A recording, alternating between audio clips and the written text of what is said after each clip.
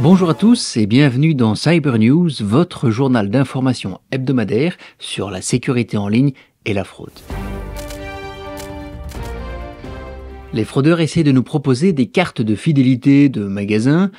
Elles sont a priori gratuites, mais il faudra quand même, dans le processus d'inscription, payer 1 euro pour son activation. Évidemment, la somme ne sera pas d'1 euro, vous allez être débité de beaucoup plus que ça. Nous allons aussi parler de 2 techniques de fraudeurs qu'il faut connaître pour ne pas tomber dans leur piège.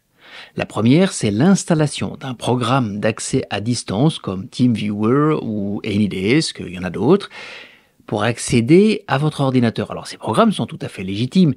Le souci, c'est que vous donnez accès aux fraudeurs. Leur histoire peut être différente suivant les cas. Ils peuvent soi-disant vous appeler de la part de Microsoft, votre PC a été détecté comme infecté, ils vont vous aider, mais pour ça ils ont besoin d'avoir accès à votre ordinateur.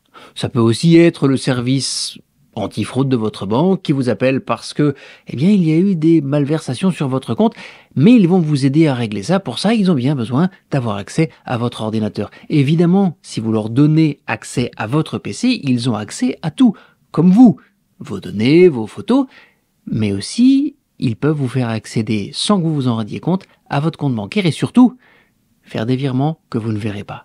Ne laissez jamais un fraudeur installer, qui que ce soit que vous ne connaissez pas d'ailleurs, installer un programme d'accès à distance sur votre ordinateur. Préférez demander à un proche s'il faut vous aider. La deuxième technique, ce sont les avances avant de recevoir un prix formidable. On connaît l'histoire du prince nigérien qui a besoin de faire débloquer son héritage et il lui faudrait un peu d'argent pour graisser la patte du fonctionnaire dans son pays qui va lui permettre de recevoir son héritage, qu'il partagera d'ailleurs avec vous gracieusement.